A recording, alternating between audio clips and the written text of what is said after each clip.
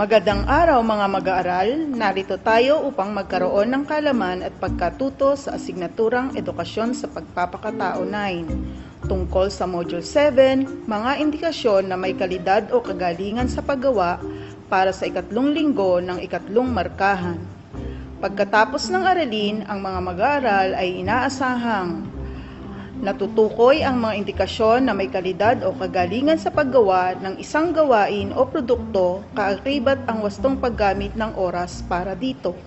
Ikalawa, napahahalagahan ang mga naging kontribusyon ng ilang mga Pilipino na nakatulong sa kanila ang mga katangian upang magkaroon ng matalinong pag-iisip na kailangan upang maisabuhay ang kagalingan sa paggawa. At ikatlo, nakasusulat ng mga maaring gawin sa panahon ng pandemya upang maisabuhay ang pagpapahalaga sa paggawa na taglay mo na at kailangan mo pang malinang. Para po sa paunang pagsubok, sagutan ito sa inyong kwaderno. Panuto, isulat sa patlang ang pagpapahalaga. Tignan ang mga salitang pagpipilian. Disiplina sa sarili, kasipagan, malikain, masigasig, tiyaga. Para sa unang pangungusap, pagpapatuloy sa paggawa sa kabila ng mga hadlang sa kanyang paligid.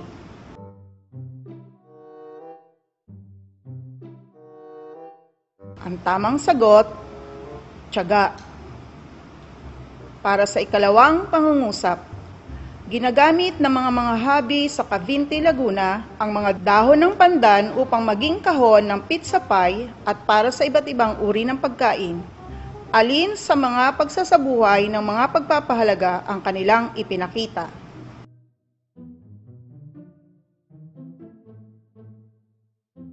Sagot, malikhain. Sa ikatlong pangungusap, pagsisikap na gawin o tapusin ang isang gawain ng buong puso at may malinaw na layunin sa paggawa.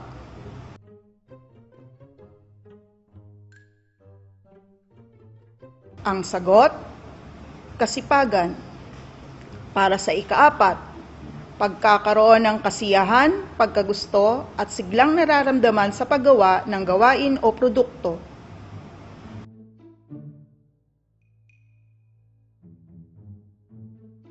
Ang sagot, masigasig.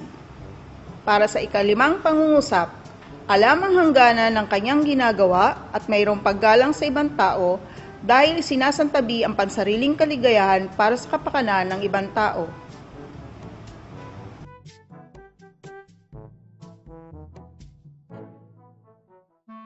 Tamang sagot, disiplina sa sarili. Para naman po sa balik-aral at inaasahan ko na meron kayong natandaan o nalaman sa ating nakaraang aralin. Marahil napag-aralan mo na ang konsepto ng katarungang panlipunan. Ano ang naalala mo tungkol sa katarungang panlipunan? Panuto, isulat sa patlang ang titik ng tamang sagot sa bawat katanungan. Una, alin sa mga sumusunod ang higit na katangian ng katarungan? A. Pagsunod sa batas. B. Paggalang sa sarili. C. Pagkilala sa dignidad ng kapwa-tao. D. Pagbibigay pansin sa tao sa kanyang hilig o interes.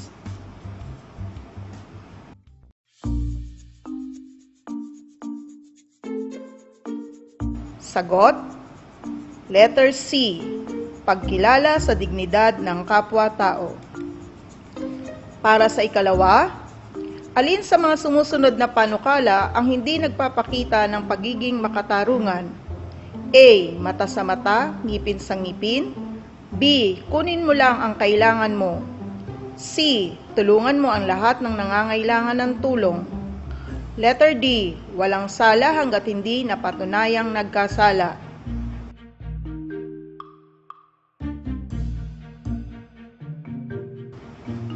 Tamang sagot, A. Mata sa mata, ngipin sa ngipin. Para po sa ikatlong katanungan, alin sa mga sumusunod ang nagpapamalas ng katarungan sa sarili? A. Pagbibigay hilig sa paglalaro ng Mobile Legends. B. Hindi pagkain ng gusto at wasto dahil sa kagustuhang magbawas ng timbang. C. Pagsama sa barkada na gumimik paminsan-minsan kahit mayroon pang gawain. Letter D. Pagsunod sa utos ng magulang habang sinisikap na intindihin ang takdang aralin.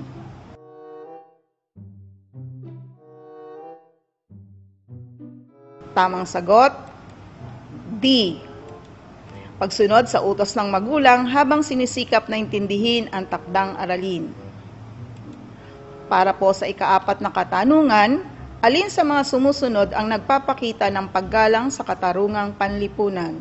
A. Pagbibigay ng mga tulong sa mga kakilala lamang.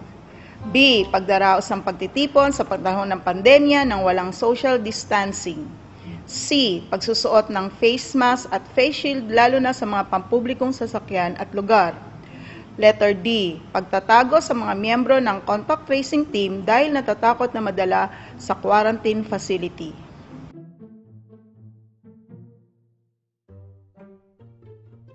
Tamang sagot, letter C. Pagsusuot ng face mask at face shield lalo na sa mga pampublikong sasakyan at lugar. Para sa ikalimang katanungan, sino sa mga sumusunod na mamamayan ang lumalabag sa katarungang panlipunan? A. Si Paul na lumalahok sa mga pag-aaklas laban sa kasakiman ng administrasyon ng kanilang paaralan. B. Si Juan na sumusuporta sa kandidatong alam niyang may koneksyon sa mga illegal na gawain.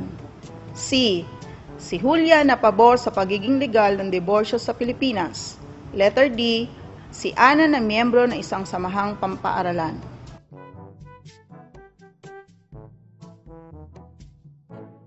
Ang tamang sagot, letter B, si Juan na sumusuporta sa kandidatong alam niyang may koneksyon sa mga illegal na gawain. Unang gawain, panuto.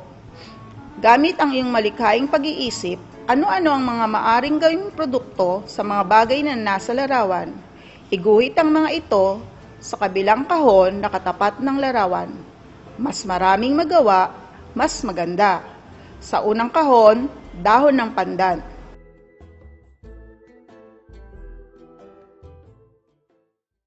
Sa ikalawa ay mga colored magazine. Sa ikatlo ay mga baon ng niyog. Bibigyan ko kayo ng 5 segundo para sagutan ang bawat isa.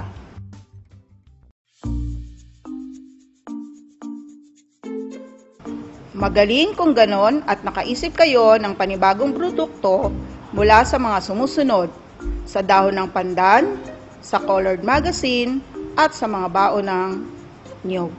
Para sa pagsusuri, isulat ang mga kasagutan sa patlang.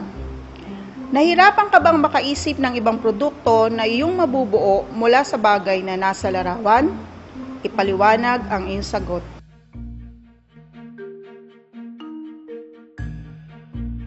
Alam ko na hindi kayo nahirapan sa pagbuo ng ibang produkto dahil likas sa mga mag-aaral na katulad ninyo ang pagiging malikhain. Ikalawang katanungan, ano-anong mga produkto ang maaring magawa mula rito?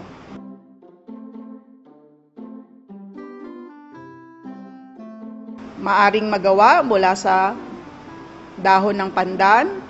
Ang tulad ng sinabi sa kabinti ay kahon ng mga pizza pie at kahon ng iba't ibang mga bagay. Mula naman sa colored paper, colored magazine, maaari tayong makagawa ng disenyo katulad ng mga proyekto nyo sa TLE na iba't iba tulad ng swan, mga bulaklak. At para naman po sa baon ng niyog, ang usong-uso talaga ngayon ay ang mga alikansya.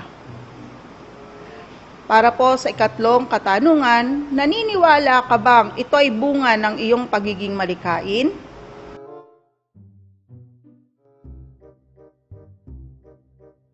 Maaari nating maisagot, opo, dahil may mga kaloob sa atin ang ating Panginoon upang ang mga bagay at mga likha na ito ay makagawa po tayo ng panibago.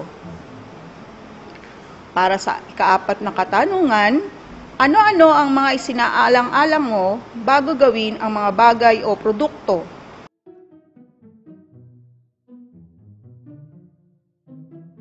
Ang maaaring sagot ay ang kakayahan nyo syempre dahil hindi nyo magagawa ang mga bagay na ito o mga produkto na ito kung hindi naman nyo kayang-kayang gawin at kasama na rito ang inyong mga talento. Para sa ikalimang katanungan, may hakbang ka bang sinunod upang magkaroon ng kalidad o kagalingan ang ginawa mong ibang bagay o produkto mula sa ipinakitang mga larawan?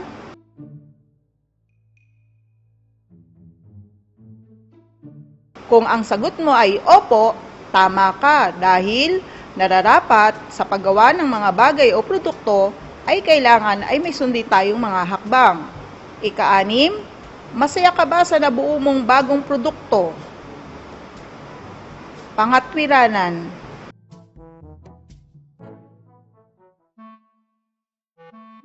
maaari ang sagot mo ay opo dahil magagamit ito hindi lang ng para sa sarili mo kundi para ng iyong pamilya.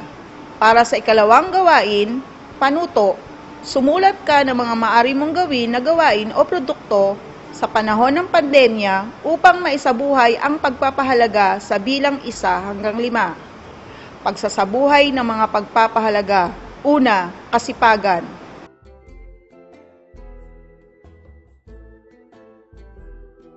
Maring kasagutan ay gumagawa ka ng mga gawaing bahay kahit na hindi ka po utusan. Ikalawa, tiyaga. Kahit anong hirap, ikaw ay patuloy na gumagawa. Ikatlo, masigasig. Binibigyan mo ng pansin ang lahat ng mga dapat gawin upang magkaroon ka ng pagsunod sa iyong mga gawain. Ikaapat, malikhain. Makakabuo ka ng mga produkto mula sa mga bagay na patapon na, maaring sa bote ng mga soft drinks at gagawin mong mga paso. At ikalima, disiplina sa sarili. Maaring ang iyong kasagutan, kahit na hindi ka po utusan sa mga gawaing bahay at sa pagsagot ng iyong mga module, ikaw po ay makakagawa. Para po sa ating pagsusuri, paano ito maaring makatulong sa iba?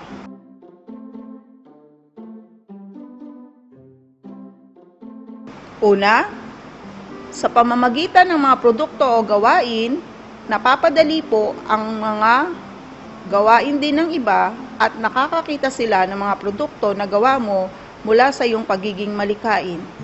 Ikalawa, bakit mahalaga na isinasabuhay ang mga pagpapahalaga na may kaugnayan sa pagkakaroon ng kalidad o kagalingan sa paggawa?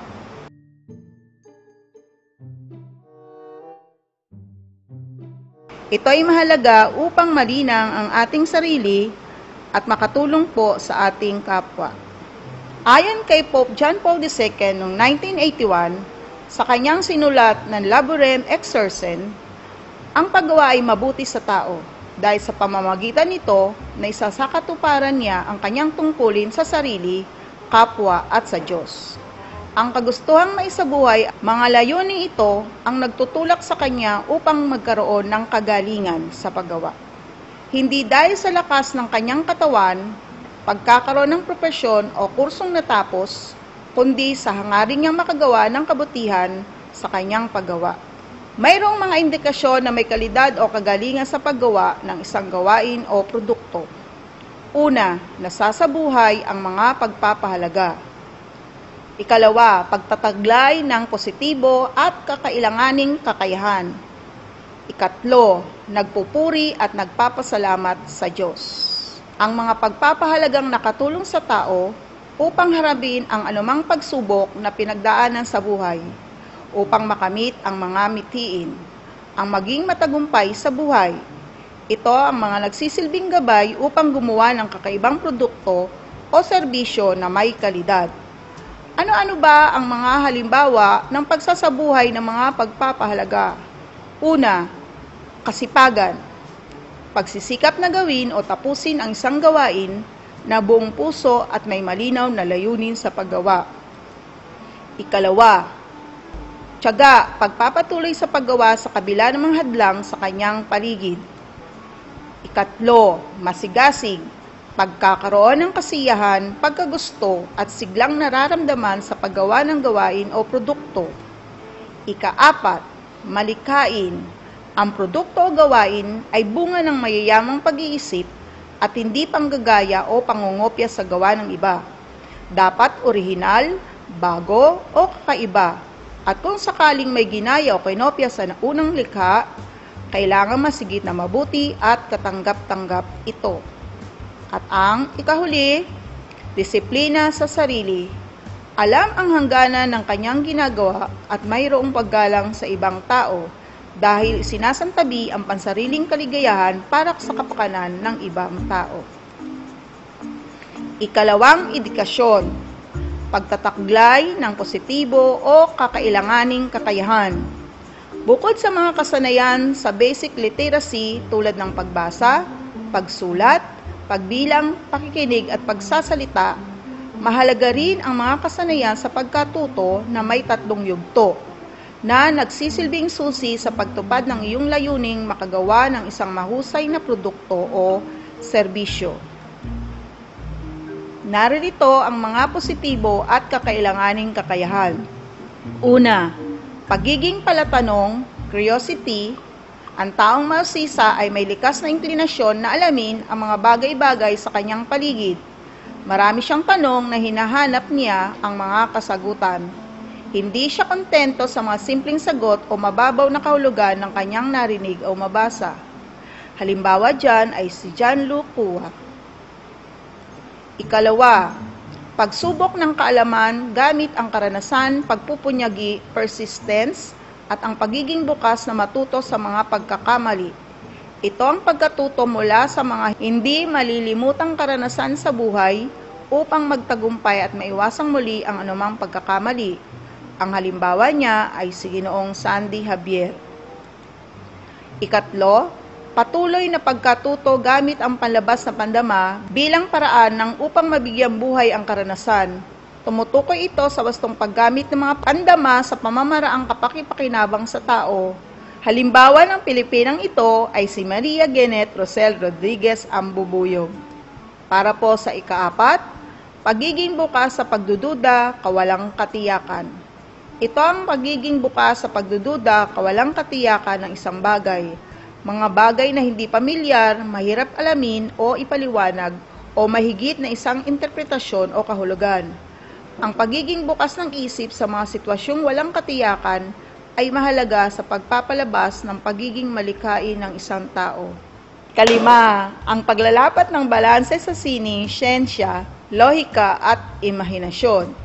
Ito ay ang pagbibigay halaga na may balanse, paghahanap sa kagandahan at katotohanan gamit ang sining at siyensya.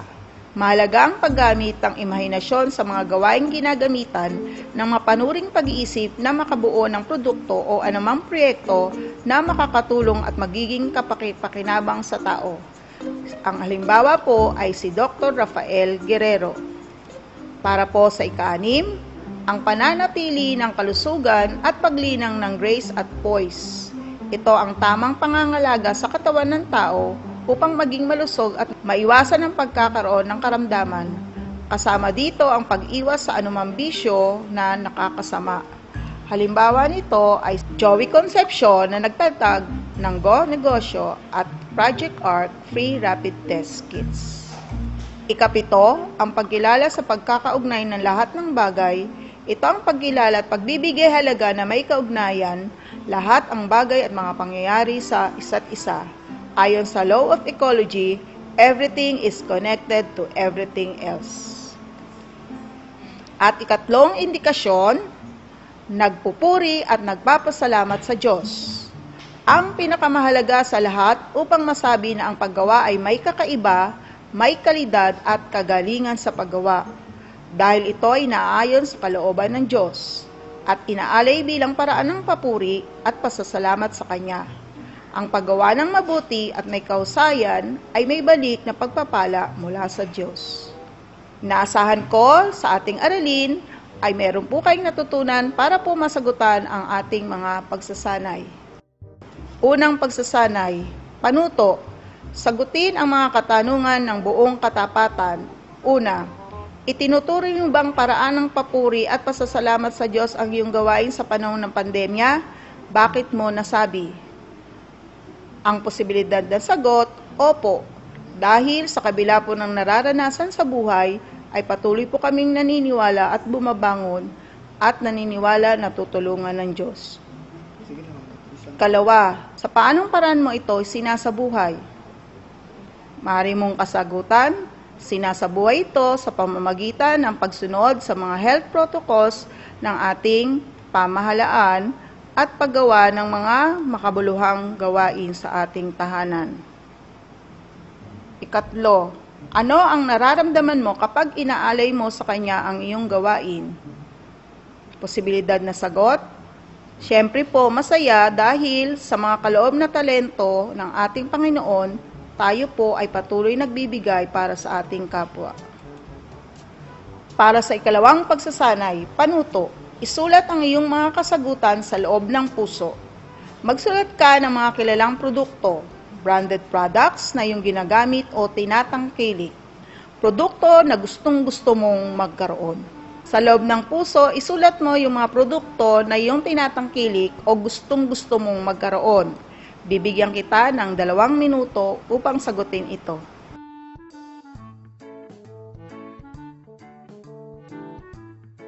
Inaasahan ko na ikaw ay meron ng kasagutan para sa ating pagsasanay. Unang tanong, masasabi mo ba na kapag tanyag ang produkto o gawaing na isasagawa ng isang tao ay may kagalingan na siya sa paggawa?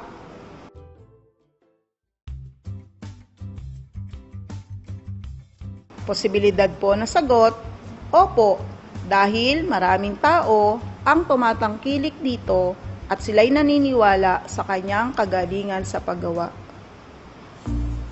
Ikalawa, kung ikaw ay mabibigyan ng pagkakataon, anong produkto o serbisyo ang iyong gagawin? Bakit?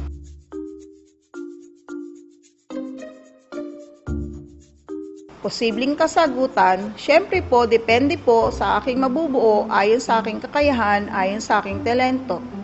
Para sa ikatlong pagsasanay, ang mga sumusunod ay mga Pilipinong nagpakita ng kagalingan sa paggawa at higit sa lahat, pinasalamatan ng Diyos sa mga talento na Kanyang pinagkaloob. Panuto, isulat ang kanilang pangalan sa patlang. Para sa una, sa kanyang pagiging palatanong, napagtagumpayan niyang itayo ang bakery sa kilala sa tawag na French Baker.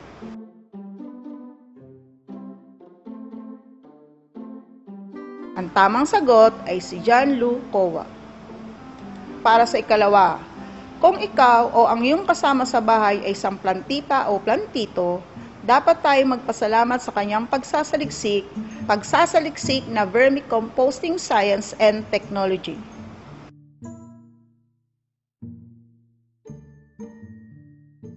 Tamang sagot, Dr. Rafael Guerrero. Katlo, isa sa mga Pilipinong nagtagumpay sa larangan ng pagkain na nagkaroon ng pagkatuto sa pamamagitan ng mga hindi malilimutang karanasan sa buhay upang magtagumpay at maiwasang muli ang anumang pagkakamali.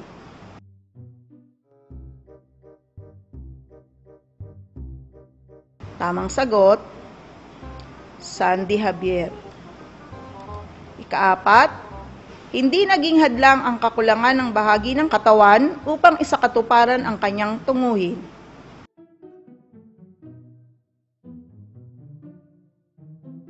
Tamang sagot, Maria Genet Rosel Rodriguez Ambubuyo.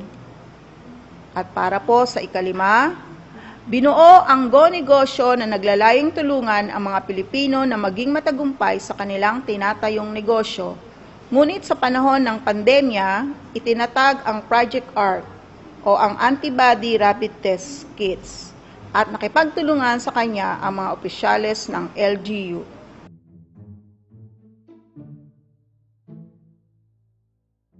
Ang tamang sagot, Joey Concepcion.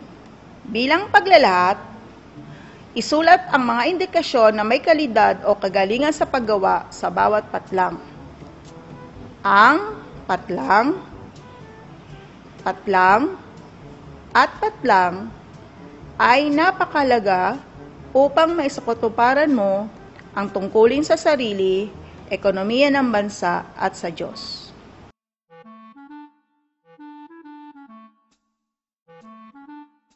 So, ito po ang mga salita na nawawala sa bawat patlang. Tama po ba ang inyong mga kasagutan para sa una? Pagsasabuhay ng mga pagpapahalaga, pagtataglay ng positibo o kakailanganing kakayahan, at nagpupuri at nagpapasalamat sa Diyos ay napakahalaga upang maisakatuparan mo ang iyong tungkulin sa sarili, ekonomiya ng bansa at sa Diyos. Sa ating pagpapahalaga, kung ihahalin tulad mo ang iyong sarili sa isang produkto o serbisyo, ano ito? Sa pamamagitan ng pagguhit, iguhit ito sa loob ng kahon o maaari ring gumupit ng larawan. Naasahan ko na marami kayong natutunan para sa araw na ito at para sa ating panapos na pagsusulit. Panuto, bilugan ng letra ng tamang sagot. Unang tanong, alin sa mga sumusunod na katangian ng pagkakaroon ng matalinong pag-iisip ang ipinamalas ni Sandy Javier upang maisabuhay ang kagalingan sa paggawa? A. Pagsubok ng kaalaman gamit ang karanasan, pagpupunyagi at pagiging bukas na matuto sa pagkakamali. B. Patuloy na pagkatuto gamit ang palabas sa bandama bilang paraan upang mabigyang buhay ang karanasan. C. Pananatili ng kalusugan at paglinang ng grace at poise. Letter D. Pagiging palatanong.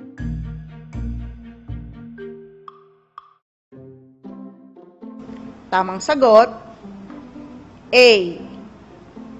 Pagsubok ng kaalaman gamit ang karanasan, pagpupunyagi at pagiging bukas na matuto sa mga pagkakamali. Ikalawa, sila ang mga taong may likas na inklinasyon na alamin ang mga bagay-bagay sa kanilang paligid na hinahanap niya ang mga kasagutan. A. Pagsubok ng kaalaman gamit ang karanasan, pagpupunyagi at pagiging bukas na matuto sa mga pagkakamali. B. Patuloy na pagkatuto gamit ang palabas sa bandama bilang paraan upang mabigyang buhay ang karanasan.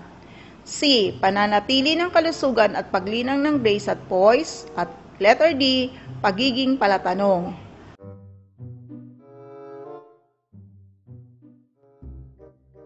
Ang tamang sagot ay letter D. Ang pagiging palatanong. Para po sa ikatlo, si Dr. Rafael D. Guerrero ay nagsimula ng vermicomposting science and technology sa Pilipinas. Alin sa mga sumusunod ang kanyang katangian taglay upang maisabuhay ang kagalingan sa paggawa? A. Pagsubok ng kaalaman gamit ang karanasan, pagpupunyagi at pagiging bukas na matuto sa mga pagkakamali. B. Patuloy sa pagkatuto gamit ang palabas sa pandama bilang paraan upang mabigyang buhay ang karanasan. C. Ang paglalapat ng balanse sa sining, siyensya, lohika at imahinasyon. Letter D. Pananatili ng kalusugan at paglinang ng grace at poise.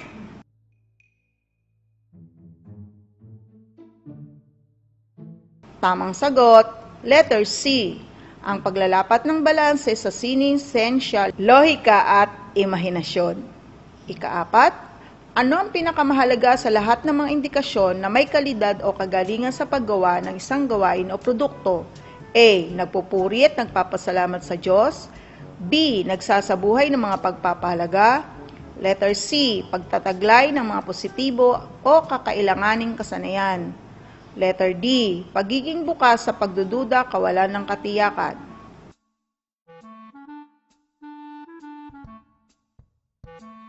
Tamang sagot, A. Nagpupuri at nagpapasalamat sa Diyos. Ikalima, ikaw ay inatasan na iyong magulang na gumawa ng mga gawaing bahay. Anong indikasyon ang higit na makakatulong sa iyo upang ito'y maisakatuparan? A. Masigasig. B. Malikhain. C. Tiyaga. D. Disiplina sa sarili.